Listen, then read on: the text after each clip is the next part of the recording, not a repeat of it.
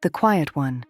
My name is Emma Carter, and for 28 years I've been the family disappointment. Not the dramatic kind, the quiet kind. The kind where people smile politely when someone asks what I do, and my uncle says, "Oh, Emma, she's just a nurse," with that apologetic shrug that makes it sound like I couldn't manage anything better. I work at Royal London Hospital, night shift in A&E. Stabbings, car crashes, cardiac arrests. I've seen it all.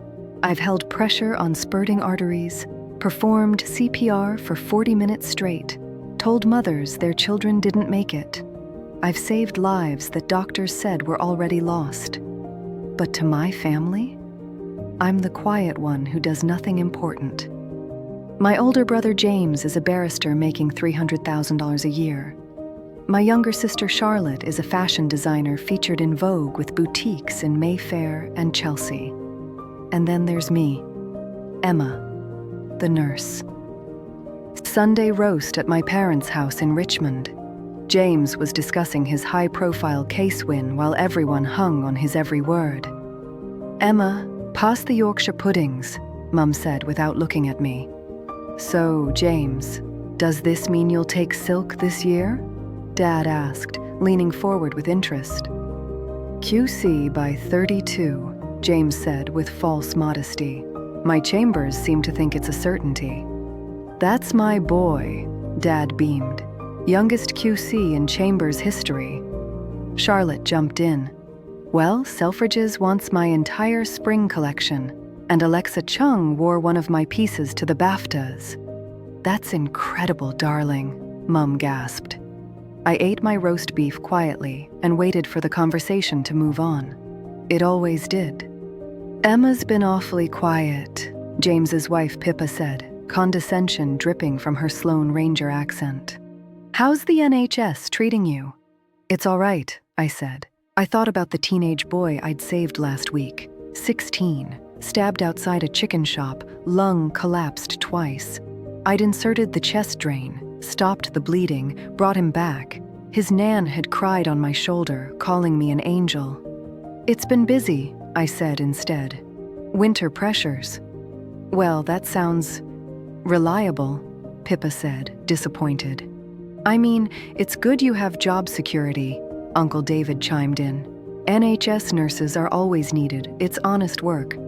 "Very honest," Dad agreed, his tone making clear honest wasn't a compliment. Not prestigious, but someone has to do it. Someone has to do it, like nursing was something people settled for. "I actually love my job," I said quietly. But nobody heard because James had started talking about his Barbados villa. In the kitchen, helping with dessert, Mum said carefully, "Your father worries about you. You're 28, still renting that tiny flat working nights. When are you going to settle down? James knows people. He could help you get into hospital administration, something with more of a future." "I don't want hospital administration," I said sharply. "I want to be at the bedside. I want to actually help people." Mum sighed. "That's very noble, darling, but noble doesn't pay the bills, and it certainly doesn't impress anyone at the golf club." There it was, the truth. I was an embarrassment. It was a Tuesday morning, end of my 12-hour night shift. 4 trauma cases, 2 cardiac arrests, an assault victim who'd coded 3 times. I was eating a sad Tesco sandwich when my phone rang. Charlotte's name flashed on the screen. "Emma?" Her voice was shaking. "It's Dad. He's collapsed. The ambulance is coming, but he's not breathing properly, Emma. He's..." My training kicked in. "Is he conscious?" "Barely. He's gray. His lips are blue." "Charlotte, listen carefully. Is he on the floor?" I talked her through checking his airway, his breathing, keeping her calm until the paramedics arrived. "Tell me which hospital they're taking him to. I'm coming." They'd taken him to Reading. By the time I arrived, still in blood-stained scrubs, they had Dad in the cardiac unit. "Emma," Mum stood up. "What's happening?" "Massive heart attack," James said grimly. "The paramedics said if Charlotte hadn't called when she did." He didn't finish. The staff nurse saw my uniform, and her demeanor changed. Your family? His daughter. I work A&E at Royal London. Can you tell me his status? Anterior wall MI, ST elevation, emergency angioplasty, 2 stents. He arrested once in the cath lab, but they got him back. Stable but critical. My knees nearly gave out. He'd died and they'd brought him back. We waited for hours. James paced. Charlotte cried. Mum sat rigid. Uncle David arrived and said, "Thank God he's in private care. The NHS would have killed him by now." I bit my tongue so hard I tasted blood. James started arranging to transfer Dad to a private London hospital. The Wellington has the best cardiac unit. He shouldn't be moved, I said quietly. Not for at least 72 hours. It's too dangerous. Emma, this is a provincial NHS hospital. He needs the best care. He's getting the best care. Dr. Patterson is one of the top interventional cardiologists in the country. Moving him now could kill him. I think I'll trust the private consultants over... He stopped, but we all knew. Over you, over a nurse. Dad looked small in the hospital bed, hooked up to machines. I'd never thought of him as small before. I took his hand. You gave us all a proper scare. My voice cracked. I know you think what I do doesn't matter. I know you're disappointed I'm not a barrister or designer. But Dad, this is what I do. Every single night, I save people. I bring them back. Tears dripped onto his blanket. I'm good at this. Really, really good. And maybe that's not impressive at the golf club, but it matters. What I do matters. Don't you dare die on me, I told him. Not before you see what I really do. Dad's condition deteriorated overnight. Charlotte called. They're saying he might not make it. His heart's not pumping properly. ECMO. When the heart can't do its job, a machine does it instead. I drove to Reading breaking every speed limit. Dr. Patterson met me. Your father's in cardiogenic shock. We need ECMO. But your family is resisting. They want him transferred to London. I'll handle them. You save him. In the waiting room, I announced, they're putting him on ECMO. It's his only chance. This is ridiculous, James said. We need to transfer him. James, shut up. My voice was loud, sharp. Everyone stared. Dad is dying. Right now. If we try to move him, he will die in the ambulance. Do you understand?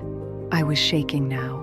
I've sat here for 28 years listening to all of you dismiss what I do, belittle my career, act like I'm some kind of failure. But right now, I'm the only one in this room who actually understands what's happening. I'm the only one who can read his charts, who knows what ECMO means, who can talk to the doctors.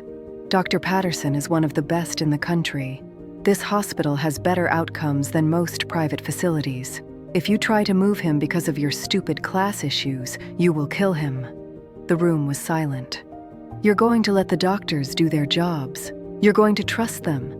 And you're going to sit here and wait. Charlotte said quietly, Emma's right. 8 hours. That's how long the procedure took.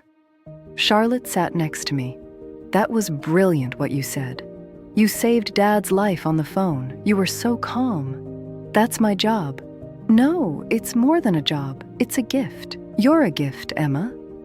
Mum came over, makeup ruined, hair disheveled. Emma, I owe you an apology. I've been a terrible mother to you. I never celebrated you. I never made you feel special. I let everyone make you feel like being a nurse was somehow less, when the truth is you're the best of all of us. You actually help people. You save lives, and I'm sorry. We hugged, crying, while the man we all loved fought for his life. Dr. Patterson emerged, exhausted.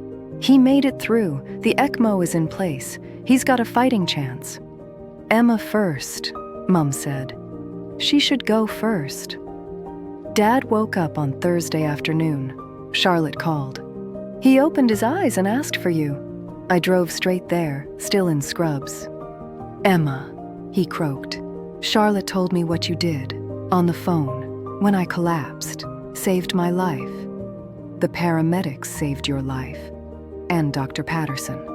No. His hand reached for mine, trembling. You saved my life. If Charlotte had panicked, I'd be dead, Emma. I'd be dead. Tears rolled down his face. I'd never seen my father cry. James told me what you said in the waiting room, how you stood up to all of them. He said you were magnificent. I started crying too.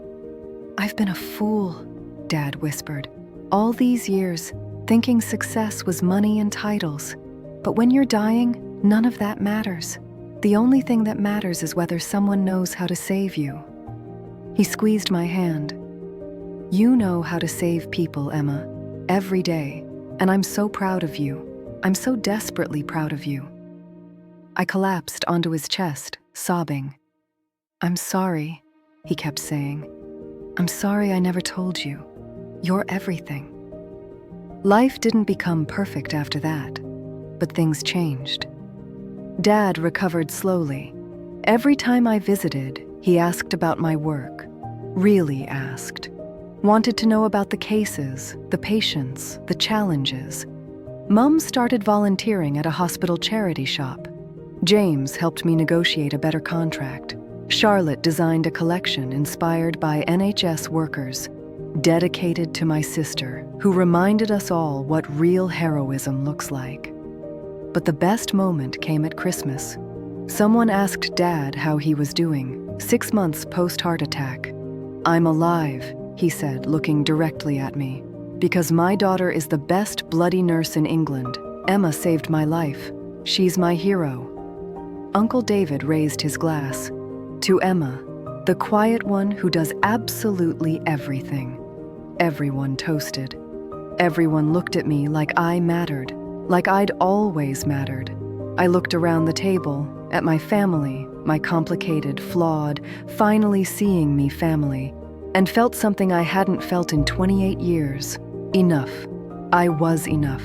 I'd always been enough. I was Emma Carter. I was a nurse. I saved lives. And I'd never apologize for that again.